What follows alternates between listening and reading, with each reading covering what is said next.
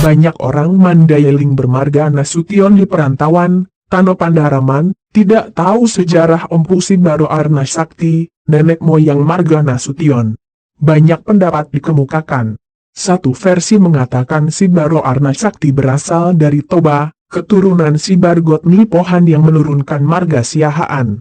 Versi yang lain mengatakan berasal dari keturunan Sutan Pulungan dari kerajaan Huta Bargot, dan versi lainnya mengatakan berasal dari Pagaruyung Sumatera Barat. Tulisan ini mencoba meramaikan wacana asal-usul nenek moyang marga Nasution ini.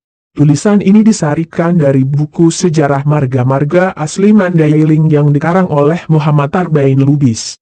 Dari Willem Iskandar. Willem Iskandar, penyair dan pujangga besar keturunan Bagas Godang Kerajaan Pidoli menulis dalam bukunya Si Bulus-Bulus Si Rumbuk-Rumbuk, 1872, hal 37-40, tentang Sibaro Arna Sakti nenek moyang marga Nasution. Sejak dari zaman penjajahan Belanda buku ini telah dipakai sebagai buku bacaan sekolah dasar, tetapi pada masa akhir dari penjajahan pemerintah Hindia Belanda melarang peredaran buku tersebut dikarenakan isinya menanamkan rasa cinta tanah air dan nasionalisme kepada para murid-muridnya di sekolah Puex Coel di Tanobato, Kecamatan Panyabungan Selatan, Mandailing, Natal. Dalam buku Si Bulus-Bulus Si Rumbuk-Rumbuk tersebut Willem Iskandar bercerita bahwa jauh sebelum berdiri Istana Mangaraja Enda Nasution di Panyabungan Julu tatkala daerah Panyabungan masih hutan belantara, telah berdiri Istana Sutan Pulungan di Huta Bargot, keturunan Keve dari Namora Pandebosi. Pada suatu hari pergilah Sutan Pulungan bersama doli-doli undangan Podang, Hulu Balang, berburu rusa ke tengah hutan dengan membawa anjing kesayangannya si Pamutung. Setibanya di hutan belantara terdengarlah suara anjing si Pamutung menyalak yang menandakan dia menemukan sesuatu. Pada saat itu terpikirlah dalam benak Sutan Pulungan akan mendapatkan rusa yang besar. Ternyata setelah Sutan Pulungan mengikuti suara anjing tersebut ke arah pohon beringin yang rindang lagi besar, ternyata bukannya seekor rusa yang dia dapatkan, tetapi adalah seorang wanita cantik. Sejenak Sutan Pulungan tertegun, wanita tersebut bergegas lari dari bawah pohon beringin itu dan seketika itu juga wanita tersebut menghilang dari pandangan mata. Kemudian Sutan Pulungan memerintahkan doli-doli undangan Podang memeriksa sekeliling pohon beringin itu. Alangkah terperanjatnya mereka, di bawah pohon rindang terbaring seorang bayi laki-laki mungil dan cantik di atas batu besar. Mereka akhirnya pulang dan membawa anak tersebut dan dititipkan kepada seorang perempuan tua bernama Sisawa, pembantu sang raja.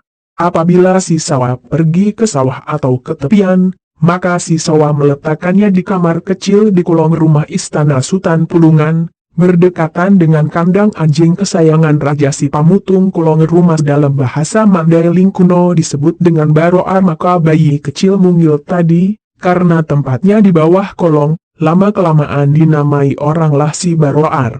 Setelah anak tersebut berumur kurang lebih 4 tahun, badannya pun tumbuh dan berkembang dan tampan, sebagaimana anak-anak lainnya. Bahkan anehnya, mirip pula dengan putra Sutan Pulungan yang berkebetulan sebaya dengannya. Tubuhnya yang gempal, wajahnya yang tampan serta penampilannya yang ramah dan sopan sehingga rakyat kerajaan Huta Bargot sering terkecoh. Orang banyak mengira si baroar adalah putra dari Sutan Pulungan, dan banyak pula yang menegurnya dengan panggilan hormat Janami, yang mulia. Mendengar panggilan tersebut Sutan Pulungan merasa tidak enak, seakan-akan si baroar yang didapat di hutan belantara itu adalah anak kandungnya. Hingga suatu saat, karena sering mendapat laporan dari para hulu balangnya tentang kebaikan hati dan penghormatan rakyat akan si baroar, terbitlah niat yang tidak baik Sutan Pulungan untuk melenyapkan nyawa si baroar, yang belum berdosa itu. Setelah berpikir beberapa hari lamanya Sutan Pulungan mendapat akal, tetapi seing maksudnya tidak dikabulkan oleh Debata, Tuhan, malah sebaliknya membuat bencana bagi kerajaan itu. Mungkin karena kezalimannya Debata ingin memperlihatkan kekuasaannya bagi orang-orang yang berpikir. Kisah Tiang Sopo Godang Sutan Pulungan mengundang tokoh-tokoh masyarakat untuk mengganti Tiang Tengah Sopo Godang, Balai Pertemuan Siding Kerajaan, yang kebetulan sudah lapuk dimakan rayap.